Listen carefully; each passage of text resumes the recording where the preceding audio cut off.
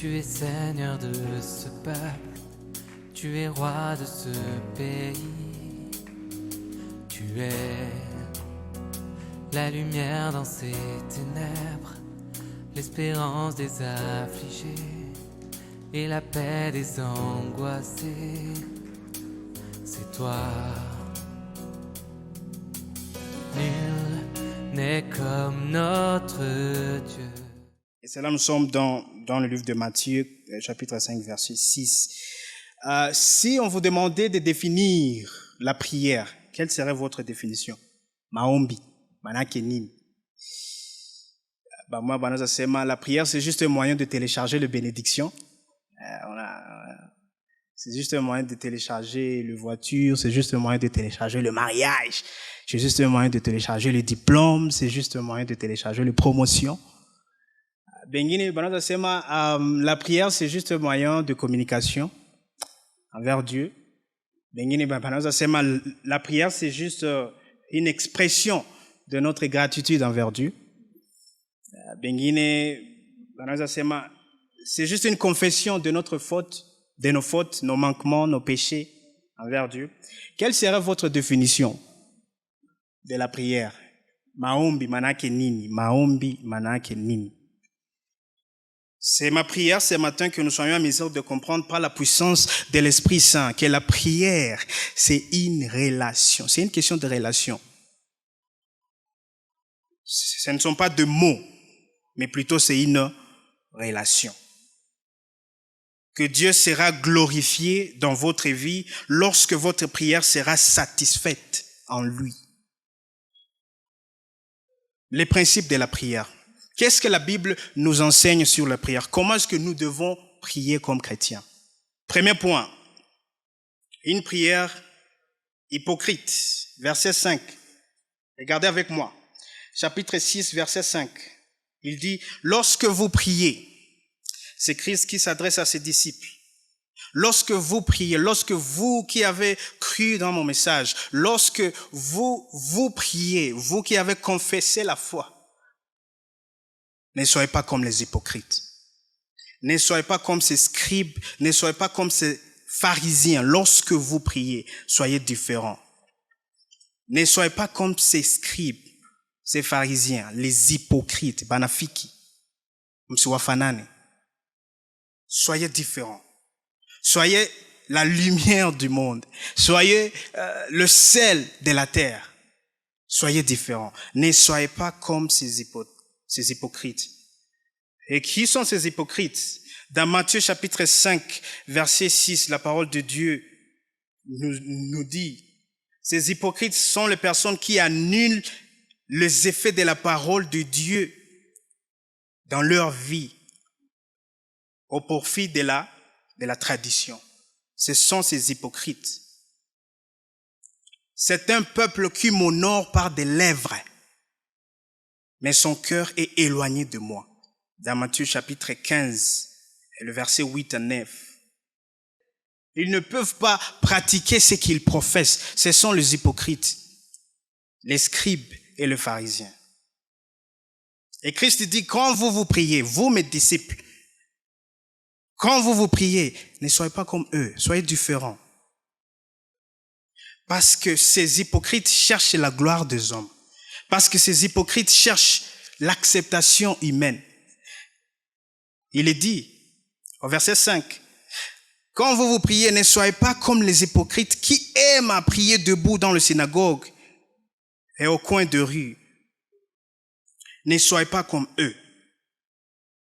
Vous qui avez suivi Christ, vous qui avez cru en Christ, vous qui avez fait confiance en Christ, en sa providence et à son amour, quand vous priez, soyez différents.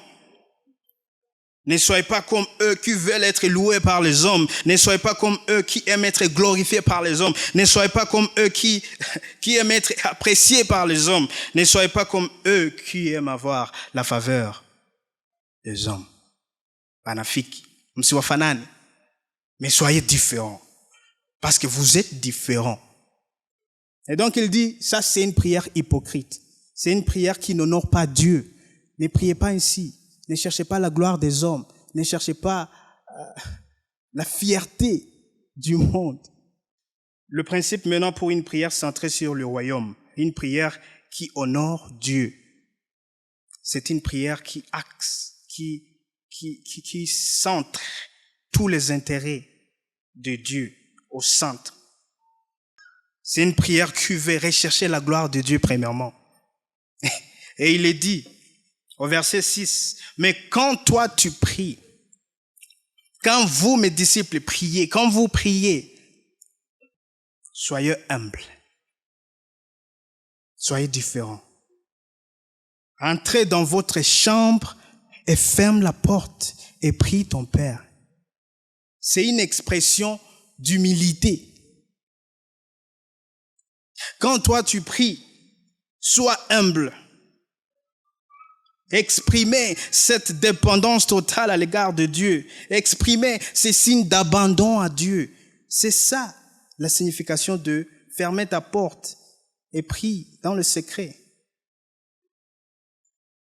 Donc, maombi ni msingi wa maisha ya mwanadamu.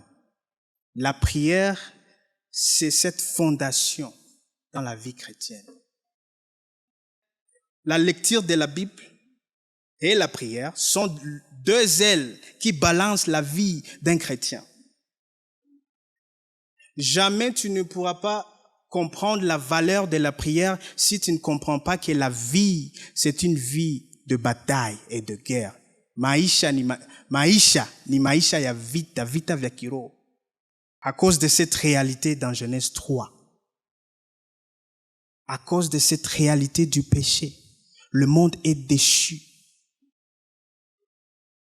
Mais la prière, c'est un moyen par lequel nous nous rappelons que Christ a vaincu le monde. Sur cette croix, il a pris toutes nos fautes et tous nos péchés. Il a cloué toutes les dénominations sur cette croix. Il est mort et le troisième jour, il est ressuscité d'entre les morts. Dieu a agréé son sacrifice. Et maintenant, il nous donne l'accès libre. Venons vers lui. Prions pour cette bonne nouvelle. Et dire, merci Seigneur pour cette bonne nouvelle que maintenant nous sommes réconciliés avec toi. Que maintenant nous pouvons t'approcher avec une ferme assurance et une ferme conviction que nous t'appartenons. Voilà la prière centrée sur l'évangile. Quand vous priez, soyez humble. Soyez patient. Soyez confiant. Soyez assurés dans l'œuvre parfaite de Jésus-Christ. Ce qu'il a fait sur la croix. Et donc, la prière, ce n'est pas de multiplier beaucoup de mots. C'est une attitude du cœur. C'est un caractère du cœur. Parce que j'ai compris l'évangile, parce que j'ai compris cette réconciliation, parce que j'ai compris cette bonne nouvelle. Maintenant, je m'approche de Dieu. Je proclame ses bienfaits, ce qu'il a fait. Il m'a sauvé d'entre les morts. Il m'a sauvé d'entre les morts. Et maintenant, je prie avec une ferme assurance et conviction que Dieu connaît ce que je prie, même avant que je n'ouvre ma bouche. Il les connaît. C'est mon Père. Dieu dit, viens, venez et parlons. Venez et parlons. Mais je sais déjà ce dont tu as besoin. Mais viens, exprime ta dépendance totale à moi. Mais je connais déjà ce dont tu as besoin. Mais viens quand même. Une prière centrée sur l'évangile. Quand vous priez, ne le faites pas pour le spectacle. Haiko show. Haiko spectacle. Banione kama mimi naongea français ya mrefu na mamo ya mrefu ya mingi lu. Sasa alisomaka ule grand kabisa. Quand vous priez, ne le faites pas pour l'orgueil. Kiburi. Kushakuwa pale na veste ya sando ya $1000 na ndio ushafunga macho tu pale kiburi. Oh Seigneur. Ne le faites pas pour l'orgueil. Ne le faites pas pour votre gloire. Ne le faites pas pour être vu. Mais comprenez que la prière, c'est une relation, c'est une question de relation entre vous et votre Père, parce que vous êtes fils et filles de Dieu, parce que vous avez été adoptés dans la famille de Dieu. Et donc, la manière dont vous priez doit être très différente de celle des païens, des scribes, des pharisiens, des hypocrites. La prière, c'est une relation, les amis. C'est une relation entre vous et Dieu.